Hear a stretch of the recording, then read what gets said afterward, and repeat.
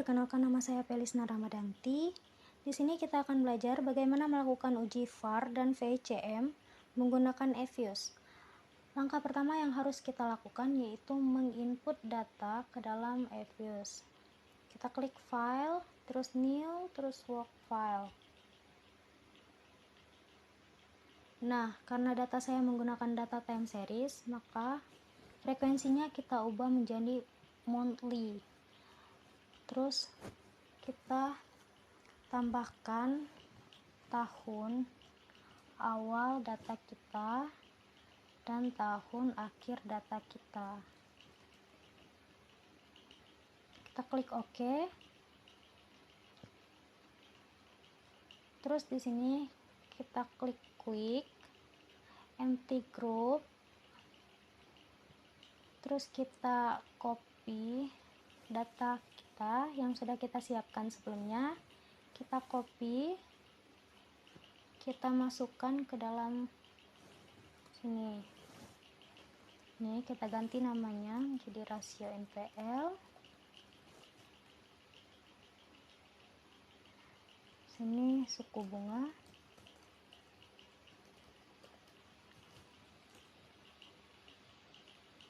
Terus kita klik tanda silang, kita delete.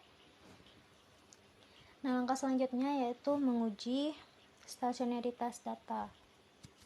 Kita klik variabel pertama yaitu rasio NPL, kita klik view, terus unit root test. Kita uji dulu di bagian level, klik OK.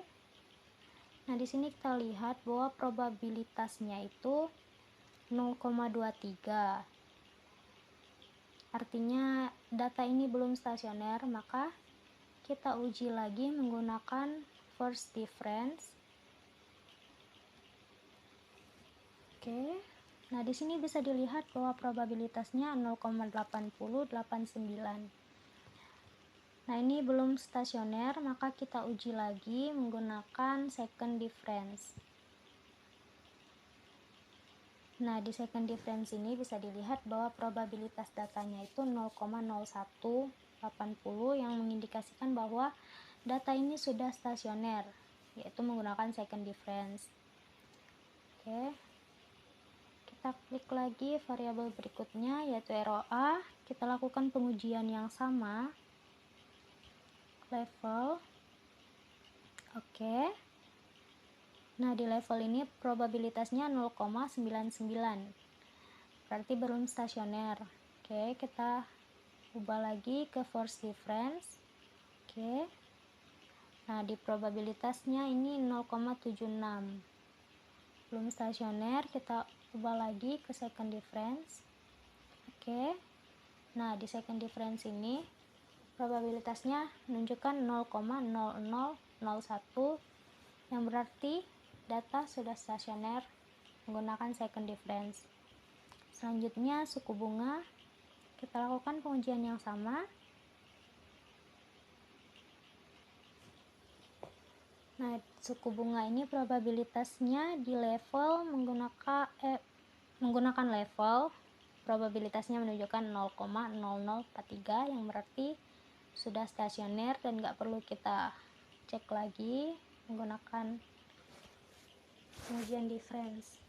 Nah, langkah selanjutnya adalah menentukan lag optimum. Nah, untuk menentukan lag optimum ini kita select dulu semua variabelnya, terus klik kanan open as var. Nah, karena kita menggunakan second difference tadi, di depan variabelnya kita tambah D buka kurung, terus koma 2 tutup kurung. Lakukan ke semua variabel.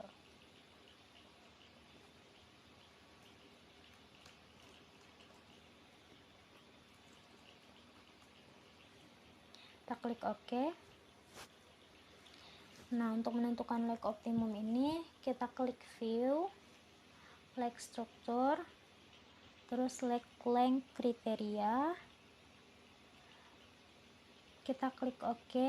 Ini lagnya di 6, kita klik OK. Nah, ini bisa dilihat bahwa AIC nya itu terkecil di sini 0, IC-nya itu terkecil di leg kelima, maka kita menggunakan leg 5. Oke. Nah, langkah selanjutnya adalah uji stabilitas model.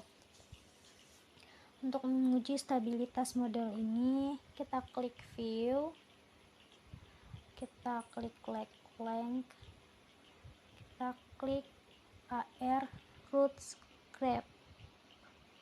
grafik. Oke. Di sini bisa dilihat bahwa titik-titik ini berada di dalam lingkaran, yang berarti model ini stabil dan hasil analisis dapat dipercaya. Kemudian kita akan melakukan uji kointegrasi. Kita klik view, cointegration test.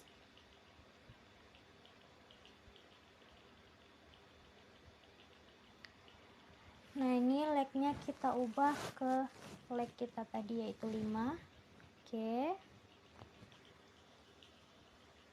Nah, ini dilihat hasil tesnya menunjukkan adanya 3 hubungan kointegrasi. Artinya terdapat hubungan jangka panjang antara variabel suku bunga, rasio NPL, dan ROA, sehingga model yang digunakan adalah VECM. Nah, selanjutnya kita melakukan uji kausalitas Granger. Kita klik view, sudah ini kita klik Granger causality test. Nah, di sini bisa dilihat bahwa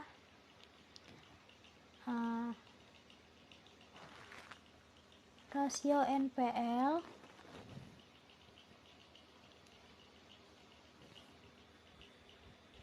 bisa dilihat bahwa rasio NPL dan ROA secara signifikan memengaruhi suku bunga. Namun suku bunga tidak mempengaruhi NPL dan ROA. Artinya perubahan pada NPL dan ROA menjadi faktor utama yang mempengaruhi pergerakan suku bunga. Nah, kemudian kita akan melakukan estimasi model VAR atau VECM. Kita klik estimate. Ini kita ganti, karena kita tadi menggunakan VECM, jadi kita ganti menjadi vector error correction. Kita ganti legnya menjadi 5, klik OK.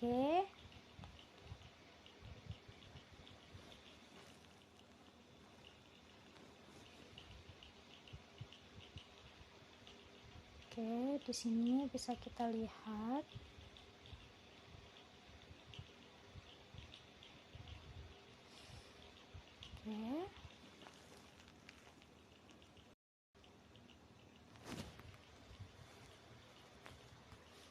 selanjutnya kita akan melakukan pengujian uji impulse response function. Kita klik view, terus impulse response, klik multiple graphs. Oke.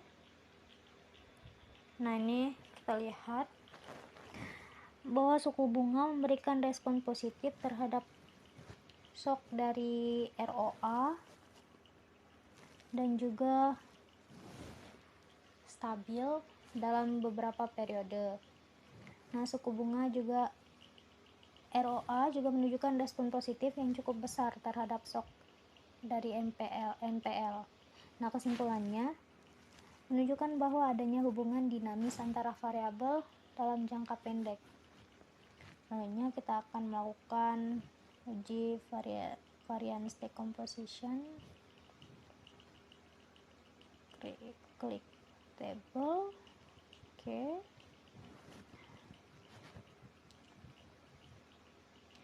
Nah, bisa dilihat bahwa sebagian besar variasi suku bunga ini dijelaskan oleh dirinya sendiri. Namun, kontribusi rasio NPL dan ROA juga semakin besar seiring waktu. Sedangkan ROA variasinya cukup banyak dipengaruhi oleh perubahan rasio NPL. Nah, demikianlah tutorial lengkap langkah-langkah uji VAR dan VECM menggunakan EVIUS. Terima kasih sudah menonton video ini, semoga bermanfaat dan selamat belajar.